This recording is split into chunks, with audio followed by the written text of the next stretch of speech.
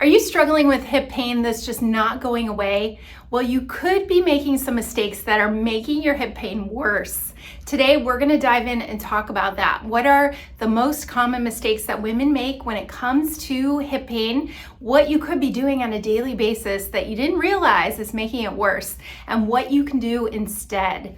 My name is Dr. Dawn Andalone. I'm a women's health physical therapist, and after working with so many women with hip and pelvic related pains, aches and pains that are limiting them and stopping them from doing the things that they love to do and being active, then I want to address this because we oftentimes think that certain things may help the hip pain, but we're finding that you could be making it worse all the time. So, number one, you could be stretching the wrong muscles.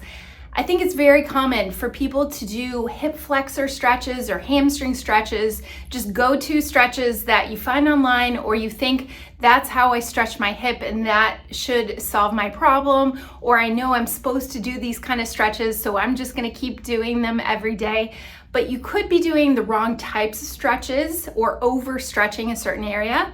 And I find this when I see a lot of clients that end up doing a lot of yoga, and maybe they're doing a lot of overstretching, and their hip pain can actually get aggravated. So what do I mean about overstretching? Well, you could be overstretching your hip flexors. Those are those muscles in the front, the ones that get shortened and tightened if you do spend a lot of time sitting. But sometimes overstretching them can actually aggravate the front part of your hip or even the side of your hip. So this is a hip flexor stretch. So I have my leg behind me. I'm stretching the front of my hip here. And as you can see, I'm lengthening and stretching, but sometimes overstretching that area can really aggravate things. You want to focus sometimes more on strengthening the opposite part of your hips. So working on some glute exercises, and I'll show you what I mean.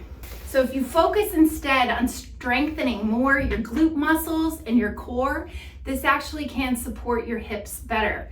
I'm not saying don't stretch, but if that's all you're doing and you're not adding in the right types of strengthening exercises, especially the larger muscle groups like your glutes and even the midsection of your body, that can create more stability and less pain around your hips. So a bridge exercise, you're gonna lift your bottom up.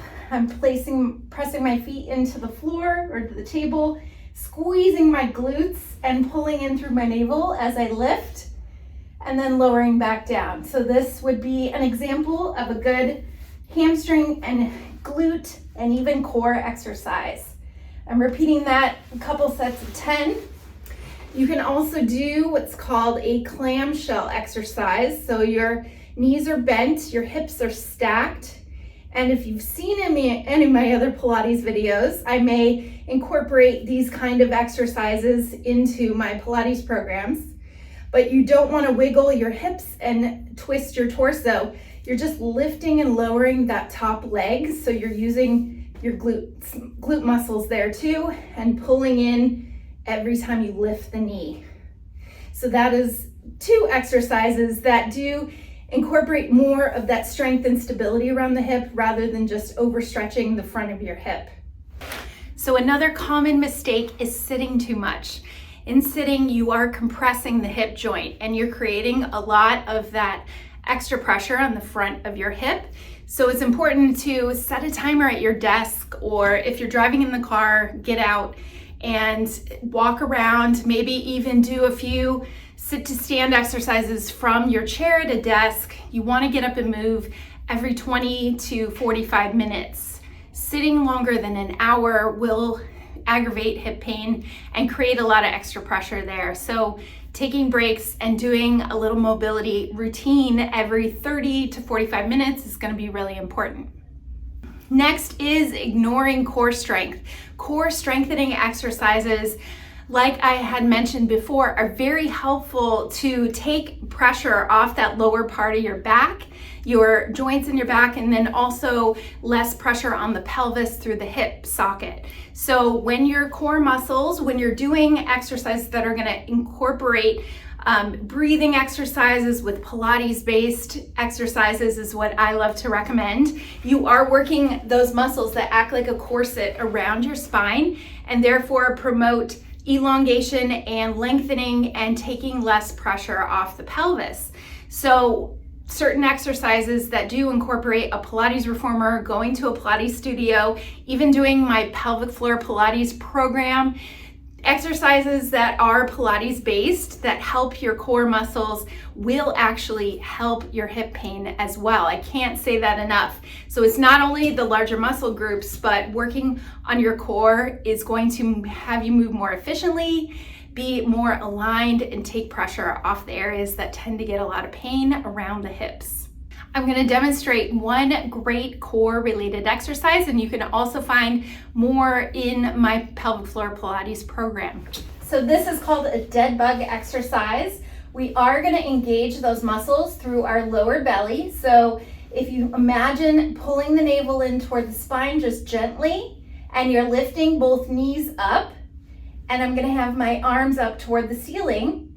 I'm going to drop my opposite arm and leg away from each other while I'm breathing. So I'll take an exhale as I move my arm back and drop my leg at the same time, while you're maintaining that position here through your trunk. So you're really having to use that midsection of your body while you're moving your arms and legs. If that's too difficult for you and you're lifting your back off or you're not able to do it, no worries. Just start with the legs only and make sure you're breathing, or just start with the arms only without lifting that rib cage. You want to pull the rib cage down and breathe and engage through the midsection of your body.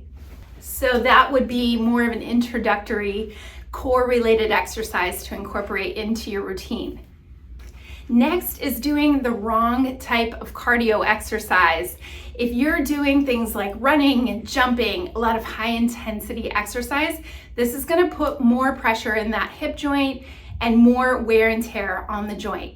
Now, it's not to say you can't do that forever, but if you're not strong enough around your hips and your midsection, then more of that pressure is going to go to your joints. So instead of high impact, like running, jumping, those types of high impact exercise, you may want to swap it for things like cycling, rowing, or swimming, where you're going to have less compression on your hip joint in that lower impact activity. It's going to feel better. You're going to be able to push yourself harder and feel like you get a good workout, but you're just not putting the same amount of strain on your hip joint.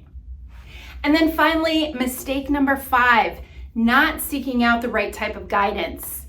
I'm talking about seeing a physical therapist, even a pelvic floor physical therapist, someone that really specializes in the hip and the pelvis area, who is going to be able to guide you in the right types of exercises for your body.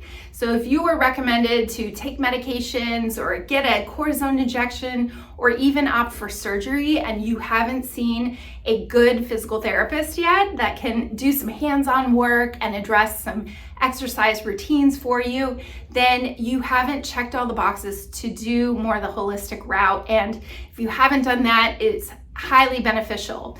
Even if you know you have some hip arthritis and may need a hip replacement, there are women that have avoided surgery by just seeing a good physical therapist and getting the right program for your needs. Doing a guided Pilates program. I'll put in the link below my pelvic floor Pilates program that does address the hip muscles, the inner pelvic muscles, all the muscles around and support your hip and your core that can give you a great outcome as well in only 15 minutes a day of adding in some exercises.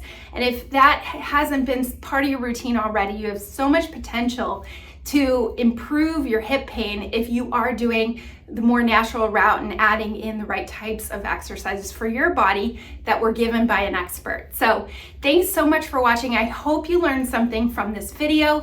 Hip pain is very common, but you don't have to live with it.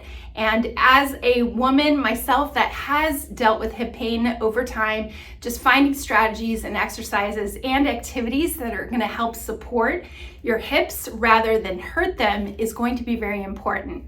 So subscribe if you haven't already. I love when more women comment and like the videos because I know women need this info out there. So thanks so much for watching, and we'll see you again soon in another video.